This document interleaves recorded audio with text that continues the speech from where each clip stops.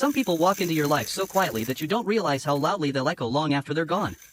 When I was in middle school, a new girl showed up, and from that day on, I liked her. But I never had the guts to talk to her. Years earlier, I had confessed to another crush and got humiliated in front of the older kids, so after that, I kept my heart hidden. Her name was Lisa. She came from a dysfunctional home, her parents were absent, and I always felt this strange mix of pity and admiration for her. But every time I got close, another part of me hated her choices, hated the people she surrounded herself with, hated watching her get hurt again and again.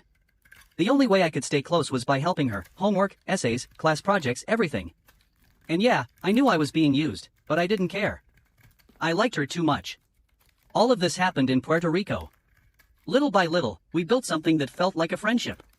It started with FNAF, Markiplier, Jacksepticeye random things, but it made me happy. It felt like I finally had a girl I could talk to freely, but in the end, I guess I was still just a stepping stone.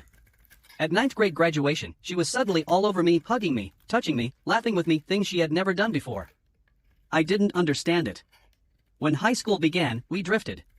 She started hanging out with the bad guys. And I became the class alt kid, the nerd, the guitarist, the guy who lived with his instrument more than people. My life wasn't perfect either. I got abused by a psycho ex. I fell for a 20-year-old senior at 15.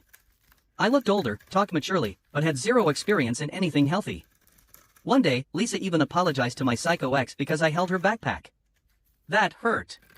And then I learned from a friend that Lisa used to like me but lost interest because I never gave her attention. That felt like a knife to the heart, because I had given everything to support her. I was the first guy to ever visit her home. I was also the first to get insulted by her mother right in front of her. She said, "Lisa, why do you keep falling for stupid guys when you could be with him? He comes from a good family, he has a car, a job, money, and he actually treats you right." We were both humiliated. Later I told Lisa that someone like her could never love someone like me, and she said nothing. I've always had low self-esteem. Chubby kid, quiet kid, the one who blends into the background. Yet she still wanted to hang out, getting food, going to the movies, small road trips. But somehow, I ended up being the third wheel in her relationship. Her boyfriend was my friend. And while I tried to support them both, they were doing things in the backseat of my car. I didn't know. She was in a toxic, abusive relationship, and I just kept giving. One night, we went to see a movie. She looked beautiful. We took a picture with my hand on her hip, and for once, she didn't pull away. She was genuinely happy around me. Driving home, I hit the gas going up a hill, and she laughed, really laughed. We locked eyes for the first time. I leaned forward. She leaned forward. And I stopped myself. Because she still loved him. After that, I buried my feelings. But things spiraled. She got used by more people, almost got expelled, and I almost went down with her. Her reputation crashed, and it started affecting me, so I stepped back. On graduation day, I wanted one last hug. But she disappeared. She didn't go to prom. I never got to say goodbye. Years later, she texted me. She said she missed her big brother. Yeah, ouch. She asked why I never wrote back, and I told her the partial truth, I waited for her. But she never messaged. And honestly, I knew I wasn't her priority, her social media made that clear. Out of nowhere she sent her location and said I could come over anytime because her mom was never home. That made me uncomfortable.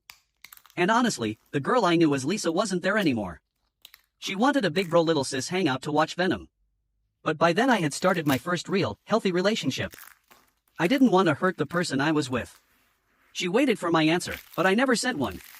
The pain was too much. So I deleted her from socials and blocked her on WhatsApp. Lisa. I loved you. I would have taken a bullet for you. But you changed, you used me, and you never took me seriously. I was your friend. Your best friend. Your partner in crime. Your chauffeur, your helper, your safety net. I wanted more, but I chose your happiness over mine every time. I wish I had done things differently. But I'm glad you're happy now.